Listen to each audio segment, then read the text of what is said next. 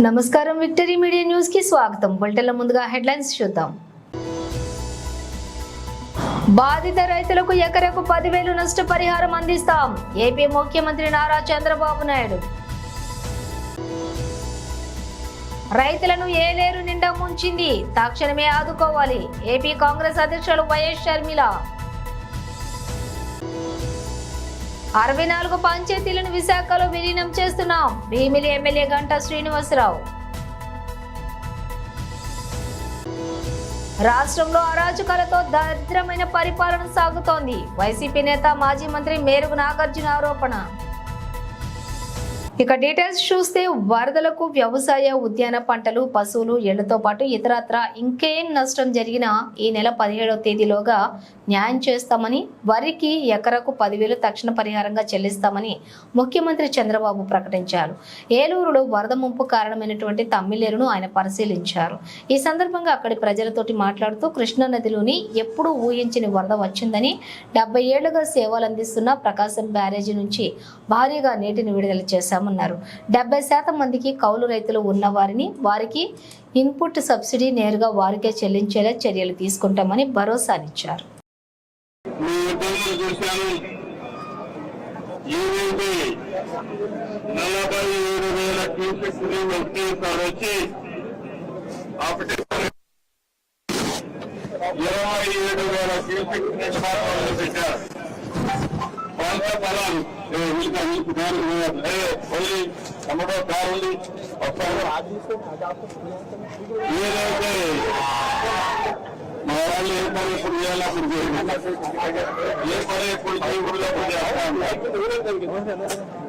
కాబట్టి 27,000 క్యూసెక్ నీళ్లు వదిలిపెట్టారు.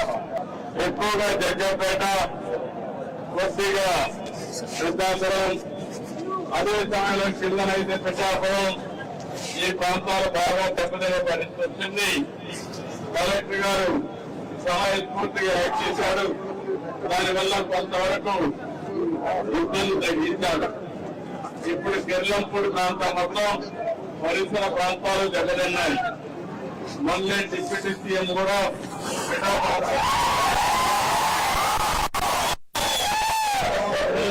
సమీక్ష చేసి అధికారులకు ఆదేశాలు కూడా ఇచ్చారు.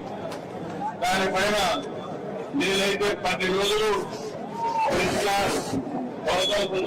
విజయవాడ మొత్తం పెట్టబడింది.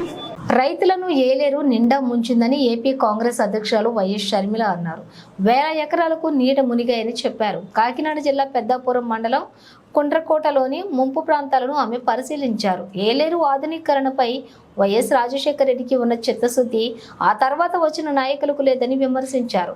నష్టపోయిన రైతులకు కనీసం 30,000 వరకు నష్టపరిహారం అందించాలని ప్రభుత్వాన్ని డిమాండ్ చేశారు. రాష్ట్ర వ్యాప్తంగా 6 లక్షల ఎకరాల్లో పంటలకు నష్టం వాటిల్లిందని, ఎకరాకు కనీసం 25,000 ఇవ్వాలని షర్మిల డిమాండ్ చేశారు.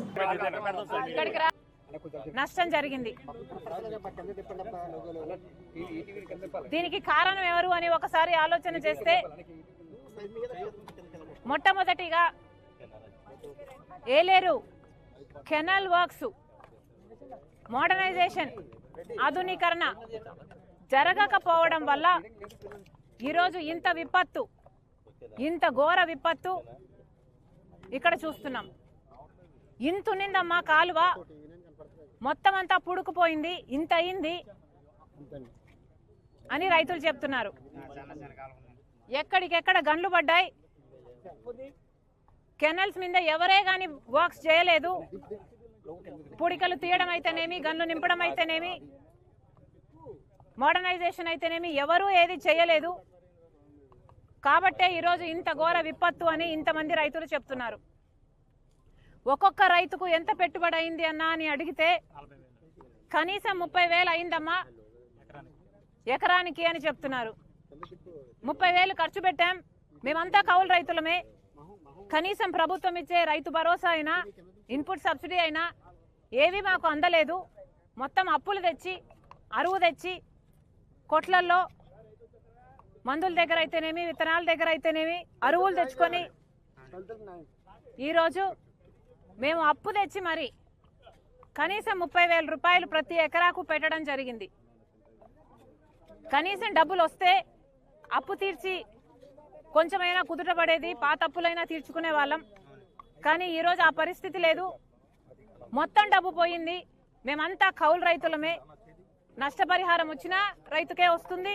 భీమిలి నియోజకవర్గంలోని 64 పంచాయతీలు గల ఆనందపురం, పద్మనాభం, భీమిలి రూరల్ మండలాలు జీవీఎంసీలో విలీనానికి ప్రతిపాదించినట్లుగా ఎమ్మెల్యే గుంట శ్రీనివాసరావు తెలిపారు.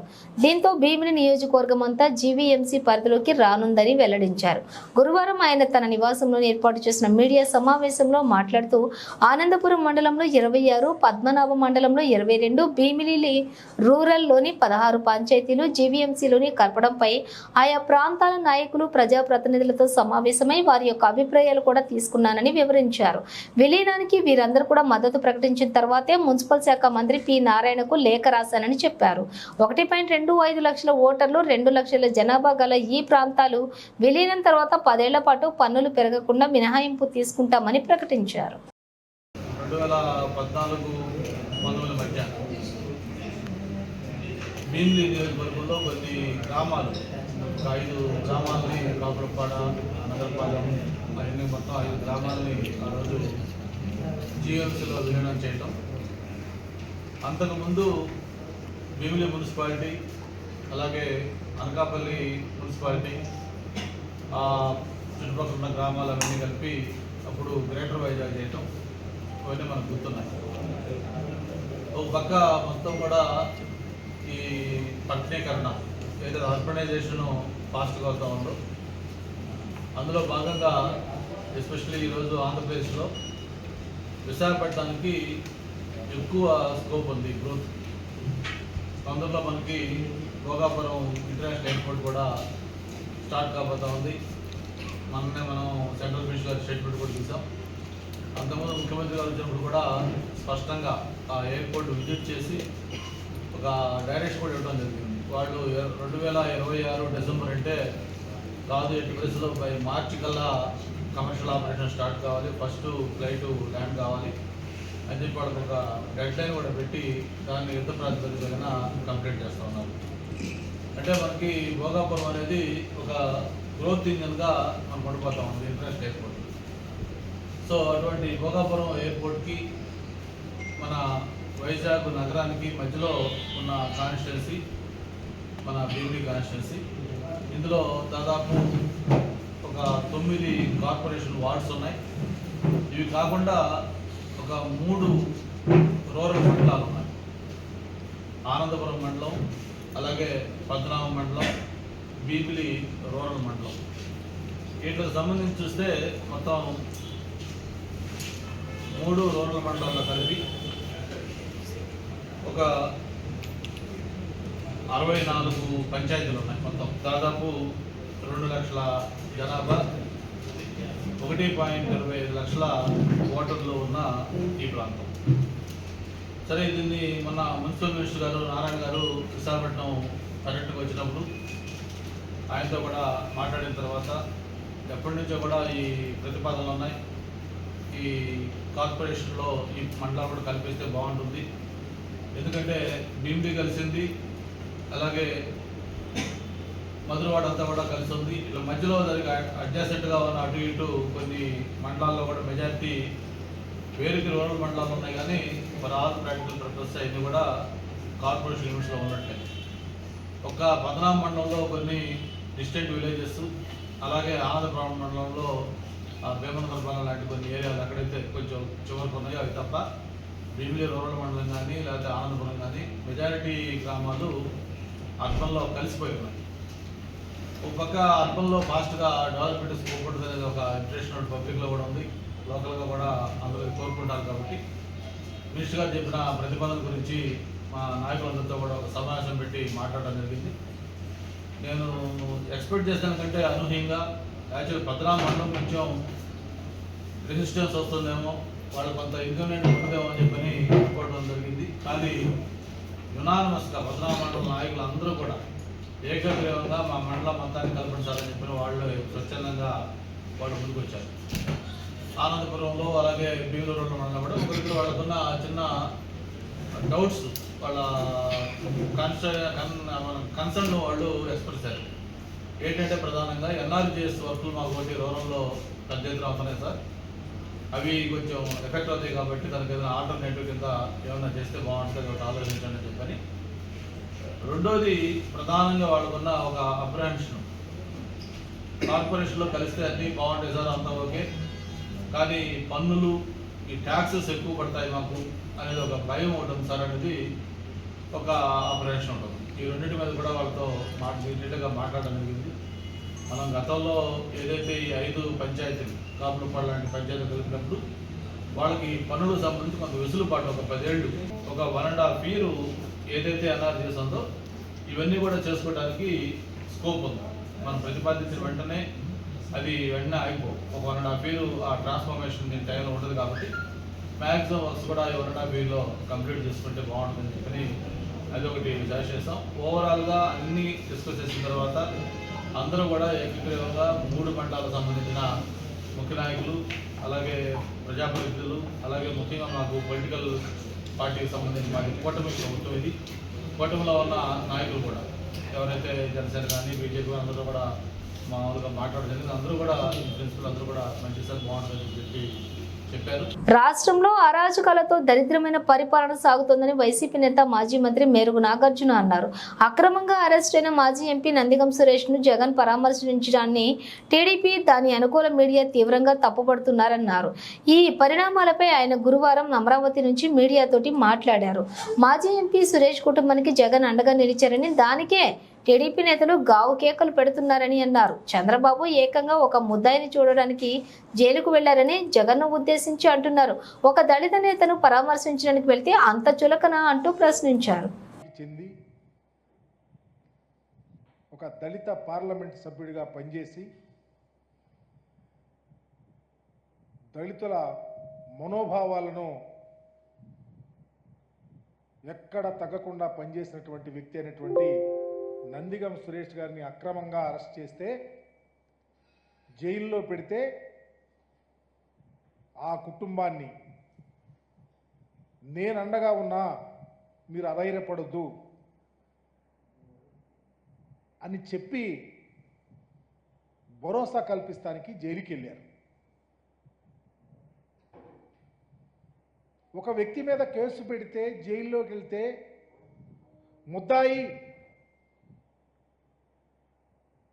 ముద్దాయిని చూస్తాకి జగన్మోహన్ రెడ్డి గారు వెళ్ళారు అని గావు కేకలు పెట్టే ప్రపంచంలో ఉన్న ఈ తెలుగుదేశం పార్టీ నాయకుల యొక్క స్థితి గురించి ఆలోచించమని అడుగుతా ఉన్నా. స్వయానా ఈ రాష్ట్ర ముఖ్యమంత్రి ముద్దాయిని చూస్తాకి జగన్మోహన్ రెడ్డి వెళ్ళాడు. ఈ రాష్ట్రంలో ఉన్న మంత్రులు మాట్లాడుతూ ఉన్నారు.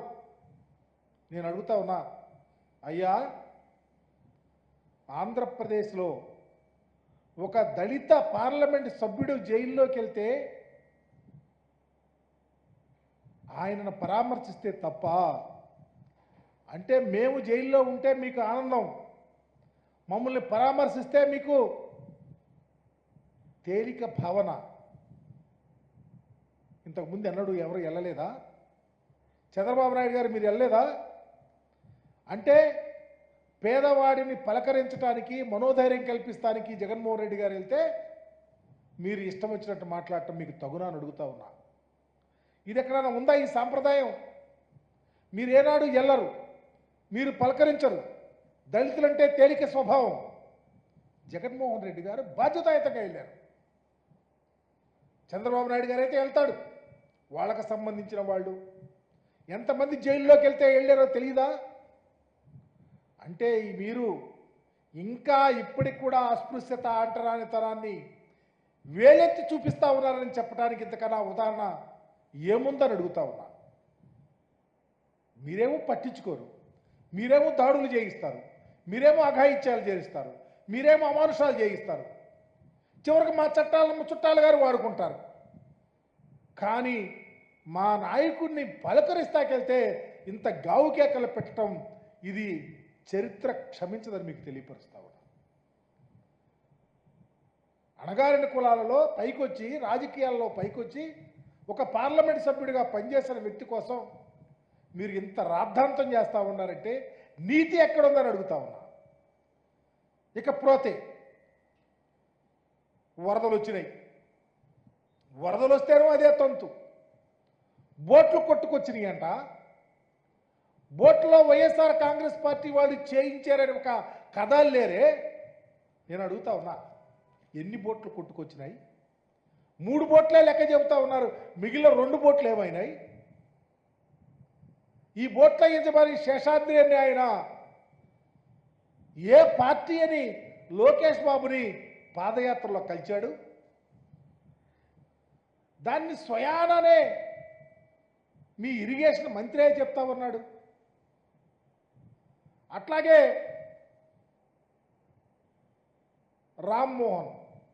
రామ్మోహన్ అనే అతను కోమటి జయరాంకి స్వయానా బంధు. అతనే పార్టీ? కోమటి జయరాం ఏ పార్టీ? లేకపోతే మీ ప్రభుత్వంలో మంత్రిగా చేశాడు ఇరిగేషన్ మంత్రి ఆలూరి చిన్న, ఆ మంత్రికి స్వయానా దగ్గర. అతనే పార్టీ అంటే దేవినేని ఉమా ఏ పార్టీ? దేవినేని ఉమాకి దగ్గర వాళ్ళు, కోమటి జయరాంకు దగ్గర వాళ్ళు, మరి లోకేష్ని కలిసిన వాళ్ళు వైఎస్ఆర్ కాంగ్రెస్ పార్టీలని మీరు బొల్లుతూ ఉంటే, మీరు దానిని ఆసరాగా తీసుకొని మా ఎమ్మెల్సీ ఎక్కడో ఉంటే, పాపం వరదలప్పుడు అతను లేడు, ఆయన్ని తీసుకొచ్చి పెట్టారు. తలసలే రఘురాం గారంట ఒక ప్లాన్, చక్కని ప్లాన్ గీశారు. మరలా దళితుడిని తీసుకొని పెట్టారు అక్కడ. వీళ్ళంతా నందిగాం సురేష్ అనుచరులంట. మీరు కేసులు పెట్టడానికి, మీరు కేసుల్లో ఇరికిస్తానికి, మనుషులను అభూత కల్పనలతో వారి యొక్క ఇమేజ్ని డ్యామేజ్ చేయడానికి మీ కుట్రలు ఎటుపోతాయి? దీనికి అకౌంటబిలిటీ అనేది ఎప్పుడైనా ఉండదా అని అడుగుతా ఉన్నా. ఇకపోతే మీ పరిపాలనలో కనీసం ప్రజలంతా 11 సీట్లకే పరిమితం చేసినప్పటికీ వైసీపీ నేతల్లో ఎటువంటి మార్పు రాలేదని టీడీపీ ఎమ్మెల్సీ అనురాధ అన్నారు. గురువారం అమరావతి ఎన్టీఆర్ భవన్ నుంచి ఆమె మాట్లాడుతూ, మీకు రాజకీయాలు అవసరమా అంటూ ప్రశ్నించారు. వరద బాధితులను ఆదుకోకుండా ఇష్టానుసారంగా ప్రభుత్వ పనితీరుపై వ్యాఖ్యలు చేయడం ఏంటని ప్రశ్నించారు. సాధారణ ఫోటోగ్రాఫర్లలో ఉన్న వ్యక్తి వైసీపీ పాలనలో ఎన్నో అక్రమాలు చేశారన్నారు. ఇసుక దందాకు ప్రోత్సహించే పడవలను ప్రకాశం బ్యారేజీ వద్దకు పంపించి శవరాజకీయం చేయాలనే ఉద్దేశంతోనే మాజీ ఎంపీ సురేష్ కుట్ర పన్నారన్నారు. దేవాలయం లాంటి టీడీపీ కార్యాలయాన్ని ధ్వంసం చేశారని ఇష్టానుసారంగా నేడు వైసీపీ నేతలు మాట్లాడడం ఏమిటని ప్రశ్నించారు. అందరికీ కూడా నమస్కారం అండి. మొన్న 2024 ఎలక్షన్స్లో కేవలం 11 సీట్లు మాత్రమే సంపాదించుకున్న ఈ వైసీపీ పార్టీ ముఖ్యంగా ప్రజలు ఈడ్చి కొట్టి 11 సీట్లకే పరిమితం చేసినప్పటికీ కూడా జగన్మోహన్ రెడ్డి గారి కానీ, వాళ్ళ పార్టీలో ఉన్న క్రిమినల్ సభ్యులకు కానీ, క్రిమినల్ చరిత్ర ఉన్న సభ్యులకి కానీ బుద్ధి రాలేదు అనేది నిన్న మళ్ళీ నిరూపణ అయ్యింది. 31 క్రిమినల్ కేసులున్న ఈ జగన్మోహన్ రెడ్డి వరద బాధితులు ఏ రకంగా ఉన్నారు, మన వంతుగా ఏ రకంగా సహాయపడాలి అనే ఆలోచన లేకుండా తూతూ మంత్రంగా ఒక పూట వచ్చి ఎవరో రాసిన స్క్రిప్ట్ చదివేసి చంద్రబాబు గారి మీద, లోకేష్ గారి మీద బురద చల్లేసి బెంగళూరు పారిపోతాడు. మీకు ఒక రాజకీయ పార్టీ అవసరమా అని చెప్పి ఈరోజు నేను జగన్మోహన్ రెడ్డి గారిని అడుగుతా ఉన్నా. అనేక మందిని హత్యలు చేసి, అనేక వాటి మర్డర్ కేసుల్లో ఉండి, ఈవీఎంలకి సైతం పగలగొట్టి ప్రజల్ని భయభ్రాంతులు చేసిన పిన్నెల్లి రామకృష్ణారెడ్డిని వెళ్ళి పరామర్శించి వస్తావు. ఇసుక మాఫియా చేసి 3 లక్షల టన్నుల పైన ఇసుక మింగేసి ఒక సామాన్య ఫోటోగ్రాఫర్గా ఉండి ఇసుక దొంగగా మారి 100 ఎకరాల్లో అరటి చెట్లు నరికేసి రైతుల్ని బజార్న పడేసి నరకడమే కాకుండా వాటిని తగలపెట్టేసి చంద్రబాబు నాయుడు గారు అమరావతిలో వేసిన సీసీ రోడ్లని తవ్వేసుకొని కంకర అమ్ముకొని చివరికి వరదలు వచ్చిన సమయంలో కుట్ర పన్ని అతని ఇసుక దందాని ప్రోత్సహించే ఆ పడవల్ని బ్యారేజీల దగ్గరికి పంపించి గేట్లని నాశనం చేసి ఏకంగా బ్యారేజీనే కూల్చేయాలని చూసి లంక గ్రామాలు మునిగిపోతే వేల మంది ప్రజలు చనిపోతారు, దాని మీద మనం శవరాజకీయం చెయ్యొచ్చు అని ఆలోచన విధానం చేసిన ఈ నందికం సురేష్ని అన్నిటికీ మించి దేవాలయం లాంటి మా పార్టీ ఆఫీస్ని లోపలికి వచ్చి ఇష్టం వచ్చినట్టుగా అందరినీ భయభ్రాంతులు చేసి తలలు పగలకొట్టి పార్టీ ఆఫీస్ని విధ్వంసం చేసిన నందిగం సురేష్ని నువ్వు పరామర్శించడానికి వెళ్తున్నావు. అది అంతేకాకుండా ఇంకోటి కూడా అడుగుతున్నావు, నీ నెక్స్ట్ పరామర్శ ఎవరో కూడా మేమే చెప్తాం. ఒక మైనర్ బాలిక నీ లైంగిక వేధింపులతో ఆ అమ్మాయిని హింస పెట్టి పోస్కో యాక్ట్ కింద అరెస్ట్ అయిన నీ కోడుమూరు మాజీ ఎమ్మెల్యే సుధాకర్ని పరామర్శించడానికి నువ్వు వెళ్తున్నావు. ఒక క్రిమినల్ని వెళ్ళి పరామర్శించడం, తెల్లారి బెంగళూరు పయనం అవ్వడం, ఇంకొక క్రిమినల్ని పరామర్శించడం, ఇష్టం వచ్చినట్టుగా ప్రెస్ మీట్లు మాట్లాడటం, బురద జల్లటం, చంద్రబాబు గారి మీద లోకేష్ గారి మీద బురద జల్లడం, బెంగళూరు వెళ్ళి పడుకోవటం. నీలాంటి వారికి అసలు రాజకీయం అవసరమా అని చెప్పి ఈ సందర్భంగా నేను అడుగుతా ఉన్నాను. ప్రజా సమస్యల తక్షణ పరిష్కారానికి కూటమి ప్రభుత్వం అధిక ప్రాధాన్యతనిస్తోందని మచిలీపట్నం ఎంపీ వల్లభనేని బాలశౌరి అన్నారు. గురువారం మంగళగిరి జనసేన పార్టీ రాష్ట్ర కార్యాలయంలో ప్రజా దర్బార్ కార్యక్రమం నిర్వహించారు. ఈ సందర్భంగా పలు ప్రాంతాల నుంచి వచ్చిన ప్రజల నుంచి వినతులు స్వీకరించారు. ప్రజా సమస్యల పరిష్కారం విషయంలో సంబంధిత శాఖల అధికారులు తక్షణమే పూర్తి స్థాయిలో పరిశీలించి ఆయా బాధితులకు తగు న్యాయం చేయాలన్నారు. ఈ సందర్భంగా పలువురు మహిళలు, ఇతర ప్రాంతాల ప్రజలు వినతి పత్రాలు తీసుకున్నారు.